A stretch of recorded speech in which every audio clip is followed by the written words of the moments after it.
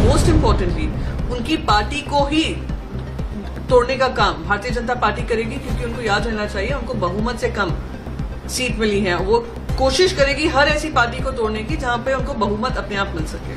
बस यही कहूंगी कि अगर ये संविधान को बचाना है, अगर हमें प्रजातंत्र के उसूलों को बचाना है और पार्लियामेंट्री प्रोसीजर्स को बचाना है और स्पीकर का रोल हो या गवर्नर का रोल हो पॉलिटिकल नहीं करना है, तो हम सब उसका समर्थन करेंगे। नमस्कार, आप देख रहे हैं जे प्राइम भारत। मैं हूं आपके साथ पलक शर्मा। आइए नजर डालते हैं खबर की ओर। लोकसभा अध्यक्ष चुनाव पर शिवसेना नेता प्रियंका चतुर्वेदी कहती हैं, आपने देखा है कि कैसे भाजपा ने अध्यक्ष पद और राज्यपाल पद का दुरुपयोग करके अपने ही गठबंधन सहयोगियों को तोड़ने की कोशिश की है। जब शिवसेना और भाजपा अलग हुए थे और हमने सरकार बनाई थी तो कैसे उन्होंने धोखाधड़ी और धनबल से पार्टी को तोड़ा। इसके साथ ही सुप्रीम कोर्ट ने औपचारिक जिम्मेदारी दी थी कि इन लोगों को अयोग्य घोषित किया जाना चाहिए। इस पर यहाँ अध्यक्ष ने अपने संवैधानिक पद के लिए कम और भाजपा के लिए अपने पद का अधिक निर्वहन करते हुए किसी को भी अयोग्य घोषित नहीं किया। भी पार्टियां फूट सकती है आने वाले समय में, इसे किस तरह से देखते, क्या कहेंगे? बिल्कुल 100% वो जो कह रहे हैं सही बात है।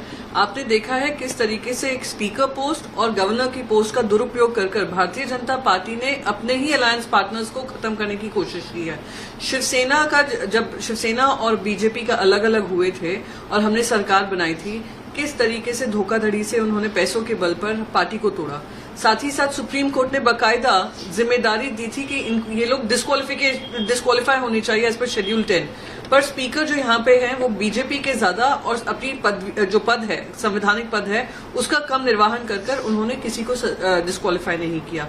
तो यही होगा असेंबली का जो हमने देखा है वही पार्लियामेंट में होगा। पार्लियामेंट में भी जैसे ही शिवसेना में फूट पड़ी थी, सबसे पहले उनको आधिकारिक तौर से जो दिया गया था स्पीकर का बयान, वो दिखाता है कि speaker has now become a political post और वो बार्गेनिंग पोस्ट बनता है। तो अगर इसके बारे में उन्होंने संज्ञान नहीं लिया, अगर टीडीपी हो या जेडीयू हो, अगर ये लोग इस पे आगे आकर ये नहीं मांगते हैं कि हमें ये स्पीकर पोस्ट दी जाए, तो कहीं ना कहीं ये संविधान के खिलाफ होगा, प्रजातंत्र के उसूलों के खिलाफ तो है ही, पर मोस्ट इम्पोर्टेंटली उनकी पार्टी को ही तोड़ने का काम भारतीय जनता पार्टी करेगी, क्योंकि उनको याद रहना चाहिए उनको बहुमत से कम सीट मिली है। वो कोशिश करेगी हर ऐसी पार्टी को तोड़ने की जहां पे उनको बहुमत अपने आप मिल सके।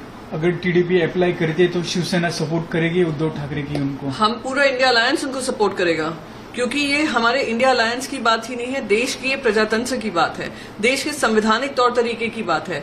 जो भारतीय जनता पार्टी संवैधानिक तौर तरीकों को एक तरफ रखकर, शेड्यूल 10 हो, एंटी डिफेक्शन लॉ हो, बाकी सारे इलेक्शन कमीशन हो, सब चीज को एक तरफ कर अपनी मनमानी कर रही थी, उसी के खिलाफ जनता ने आज आपको बहुमत से दूर रखा है।